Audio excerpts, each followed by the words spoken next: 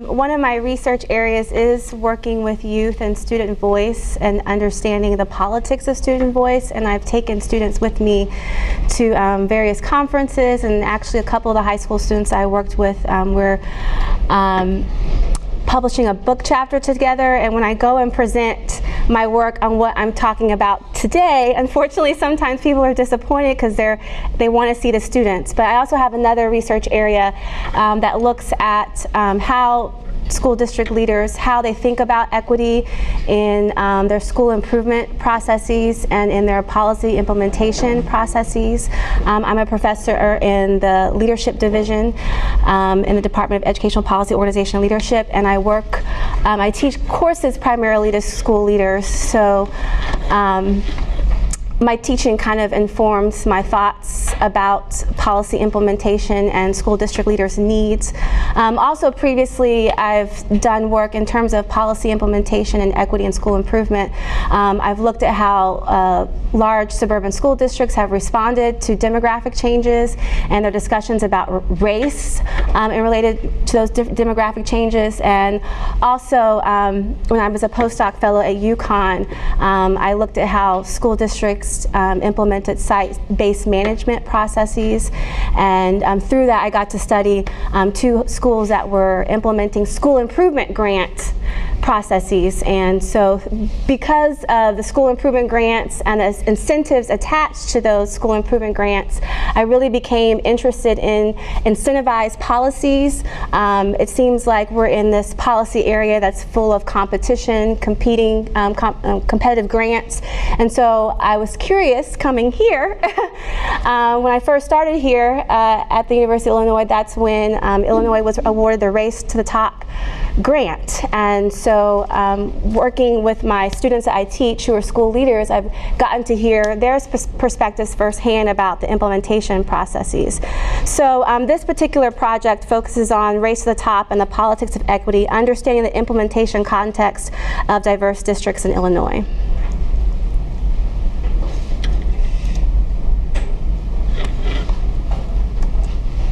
Okay. And before I go into depth about the policy background, just a brief entree into my particular study.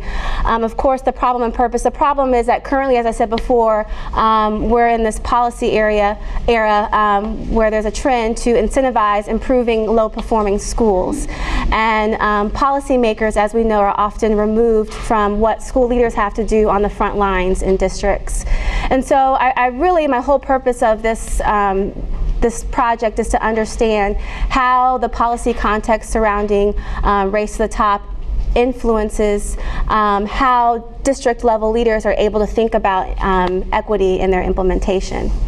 So I'm just focusing on Race to the Top. There's a slew of other policies affiliated with Race to the Top, but I'm focusing on Race to the Top broadly.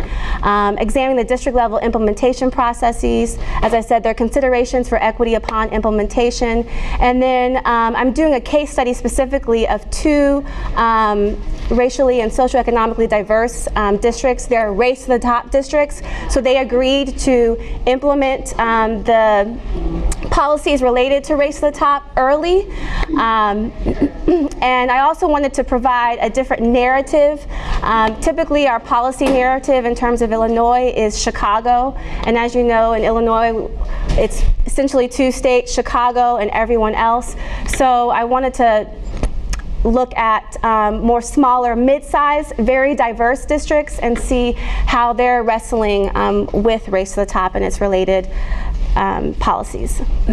So as I said before, we are in the age of incentives and competition. It seems like most of the policies that are coming down the pipe are neoliberal and focus on incentives and giving states and districts to have the relative freedom to be innovative, focusing on competition, using competition to drive innovation.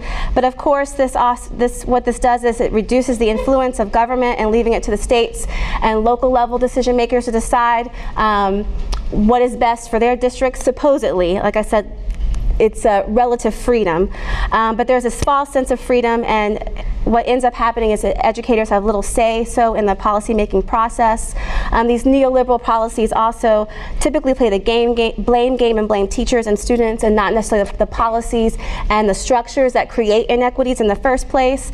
And so what ends up happening with these neoliberal type of policies is they give this false sense of freedom to states and local districts, but they do what Stephen Ball calls is that they are steering policies from the distance. So they're steering districts from the distance and having influence from the distance.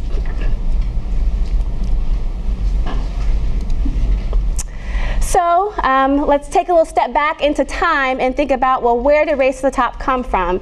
It originated from our economic crisis, the American Reinvestment and Recovery Act of 2009, the stimulus package. And of course, this was all about, as you know, stimulating economic activity and growth, job creation, creating more accountability and transparency, and then also supporting certain sectors of need. And so for the education sector, one way to do that was putting funds into Race to the Top. And so $4.35 billion were put into the Race to the Top fund. And I say good intentions of Race to the Top because the theory of action, the intentions of Race to the Top aren't all bad. They initially did try, the purpose of it was, the intent of it was to initially try to counter the one-size-fits-all approach of NCLB and to learn from NCLB and its unintended consequences. But unfortunately, as I'll talk about a little bit later when I talk about my initial findings, is that it is done in a way where competition leads to state-level innovation. So it's encouraging states to compete for grant funds to promote them innovating new reform ideas. But it does at least try to think about equity in terms of trying to provide supports for disadvantaged or traditionally marginalized students, but doesn't really talk much about how they're defining that. Also, in my policy classes, I usually have students do projects to take a look at what is the origin of policy, where does it come from? Because usually there's just a handful of, as we know, powerful people that really are designing our policies at the moment. So the architect of Race to the Top, just a bit of trivia, was John Schnoor, who's one of the reformers, similar to Michelle Rhee, Wendy Knott with Teach for America, and he actually went to college with Wendy Knott from Teach for America. He was the former founder of New Leaders, New Schools, which is a alternative route to principal prep administration. And he was the former senior advisor to the President Obama's transition team, and also President Clinton's White House Associate Director of Ed Policy. So he actually came up with the idea, the structure of Race to the Top, and even the name of Race to the Top. It wasn't really based on any kind of precedents or research. It was just his idea. And as we know, states had to indicate in their applications, or state applications, how they were going to adopt standards and assessments for success in college and workforce readiness, build data systems to improve student growth for teacher and principal instruction, which is the teacher evaluation process, try to recruit and retain highly effective teachers and principals where needed, and turn around the lowest achieving schools. So in terms of how the phases, the rollout of the money, phase one, of course, Tennessee won $250 million in phase one. Phase two, 9 states were awarded. And then Illinois was a finalist in phase one and phase two. So for that reason, in phase three, the feds decided to award phase one and phase two finalists with some money. And so 7 states were awarded in phase three. So I say Illinois is a winner, sort of a winner, because since they didn't get money until phase three, they got a lower pot of money. They were a phase three winner in 2011. They were awarded $42.8 million over a course of 4 years.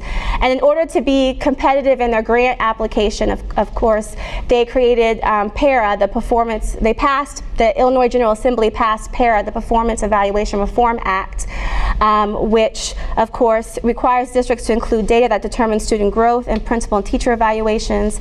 And principals and teachers are evaluated based on, they change the categories of how principals and teachers are evaluated from excellent, proficient, needs improvement, and unsatisfactory. Some other things that they were required to adopt was, of course, the Common Core standards, but we were early adopters of that as a state already. Illinois STEM Pathways, the Pathways Resource Center helps districts implement their college and career STEM pathways, which is here in the Department of Ed Policy and the leadership in the Community College Leadership Research Center. And also the Illinois Shared Learning Environment was the broad state data system that was developed. And then in their application, Illinois proposed to create Race to the Top districts. And these were districts that were going to implement all the reforms attached to Race to the Top early. And so within that $42.8 million, $21 million was divvied to districts that elected to participate in early adoption. And so I'm studying 2 districts that are participating in that early adoption. So since I'm looking at how districts are thinking about equity in this implementation process, of course, I need to be clear about how I'm defining and how I'm conceptualizing equity.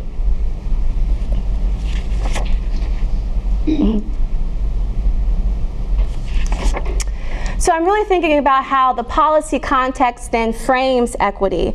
And I'm using Schoen and Ryan's concept of frame reflection to articulate how policies are situated within frames that serve as foundational structures, beliefs, and perceptions from on which a policy agenda is set. And policymakers, they use all kinds of discursive techniques and persuasion to establish what they perceive as a policy problem and potential solution. So the first task of the study was to gather district-level leaders' perceptions of how the broader policy discourse around Race to the Top is framing equity issues, and this framing in turn impacts their school improvement and implementation processes. And in terms of understanding how I'm conceptualizing equity specifically, in terms of dimensions of equity, I'm using Rochelle Gutierrez's, who is here in our college, her conceptualization of equity. She thinks of it in 4 ways. First, it's access to resources for learning. Measurements of achievement is number 2, such as standardized test scores and participation rates. Acknowledging one's identity via cultural, linguistic, and familial connections, and the power or agency to affect change in school or society. And then we also need to think about equity systemically, systemic equity. And systemic equity is a more comprehensive approach to equity. How equity plays out throughout every aspect of the organization, consists of systems and individuals engaged in a transformative process.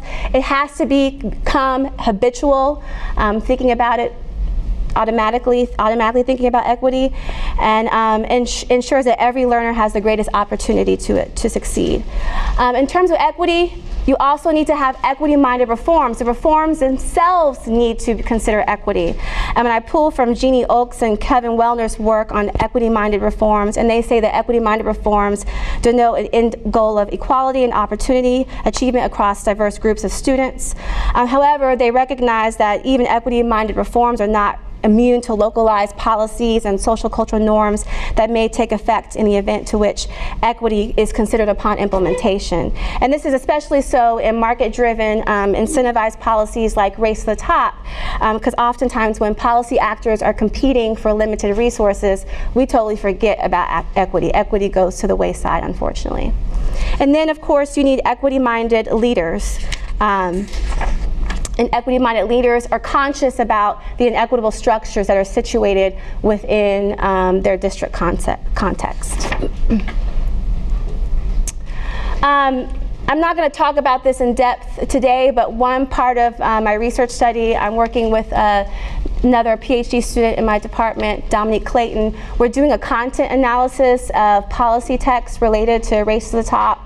And of course, as I said before, it's rife with neoliberal incentivized terms, competitive terms like declare a victory in this race, make America's educational system the envy of the world, looking at how it's talking about achievement gap language, and how that achievement gap language places deficit perceptions towards certain student groups, and it uses language such as more aggressive in targeting and timing an objective of student outcomes of certain groups, and names specific groups, Black, Hispanic, low-income subgroups, but doesn't really talk about the structural reasoning or historicizing behind why they're targeting those groups. And I know Chris Spann has written about that. And also just in terms of institutional labeling, which is common throughout federal policy, how we label schools, institutions, and not in kind of racially coded language, and the problems behind that. And so we're deconstructing that in a conceptual piece. I'm also looking at policy implementation theory and research, and sense-making processes is informing this work, primarily looking at Meredith Honig's and Cynthia Coburn's work. And they understand that policy implementation consists of people, policy, places in the implementation process, and then looks at how the interaction happens between the people, places, and policies upon implementation. And in terms of policies, we understand that policies have various goals, targets, and tools in their overall design and implementation.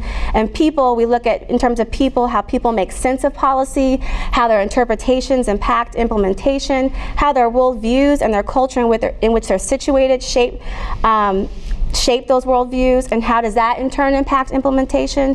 And then in terms of place, we know that context matters to implementation in terms of equity, especially the racial context, the economic context, the human capital and capacity within that context, and the place and locale in which districts especially are situated must be considered.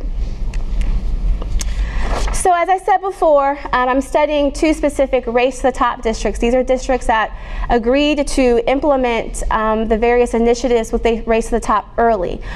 These districts, this is Illinois specific, they were in the lowest performing 20% of districts in the state. Originally 35 districts agreed to participate, but since then, as they've realized all that's attached to doing this work, many districts have dropped out. It represents about 20%, these districts represent about 20% of all Illinois schools. They're supported through state network meetings, so they're situated in network regions where they go, and ISB gives them support to implement the policies. And as they implemented Race to the Top early in various ways. One way is with PARA, with the student evaluation and the teacher evaluation, and they had to do their student growth objectives by September 2015, whereas the remaining districts in the state can wait until 2016. They had to implement the Race to the Top mentoring and induction initiative for principals and teachers early. They had to engage in some type of a continuous improvement process. The state purchased a system called Rising Star that helps districts do their continuous improvement process. And as I said before, they had to engage in the college and career pathways program. They have to spend the funds by December 15th, so that's coming up in the fall. Some districts, all these different initiatives, policy initiatives that are attached, some districts only received as little as $5,000 to do all that work.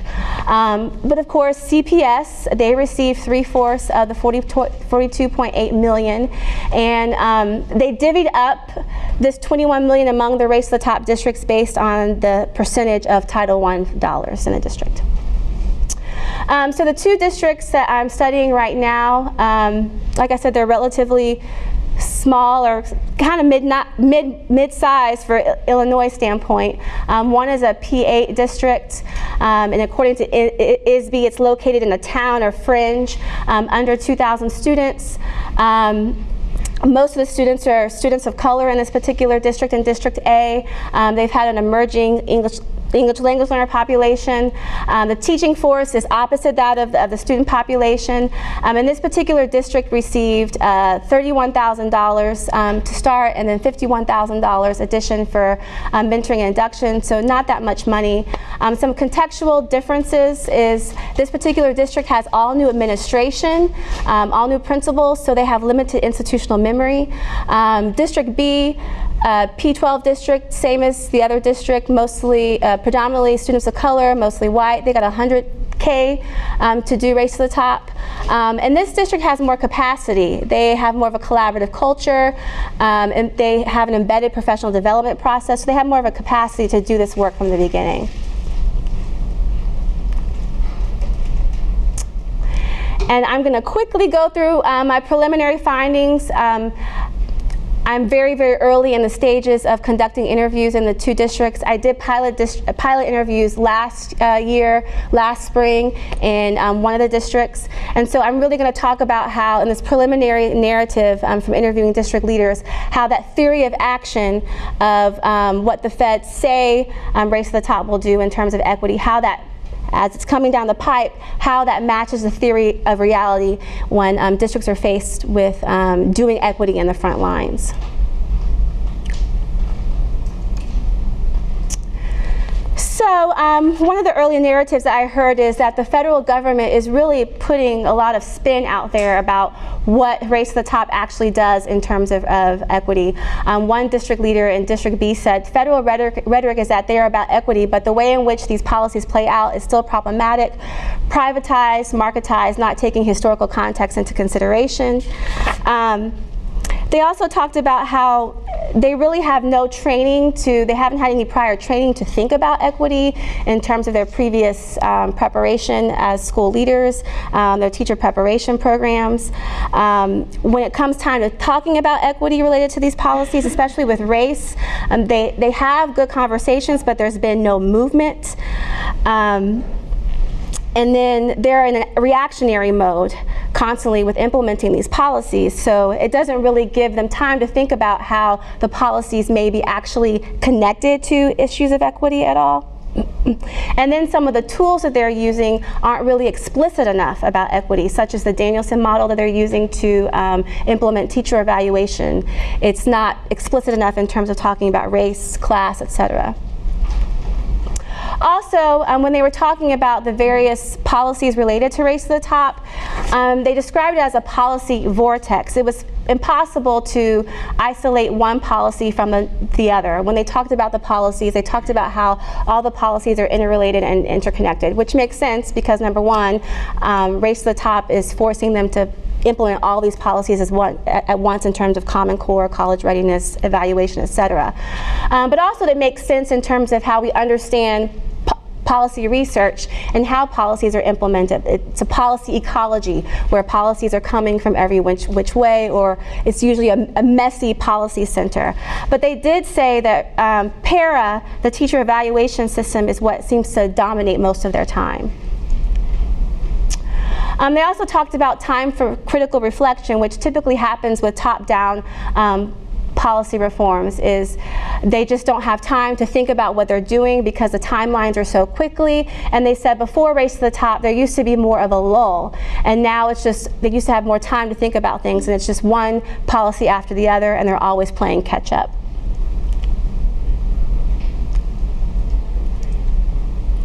And then going back to this idea of neoliberalism and competitiveness, and that it offers this false sense of freedom, that you'll have the freedom to be innovative on the ground and do what you need to meet the context-specific needs of your district.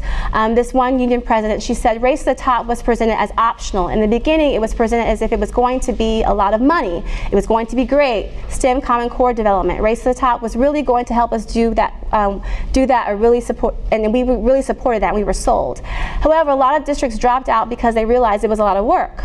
And because we were Race to the Top, we had to implement our new evaluation system in Common Core much sooner than the other districts.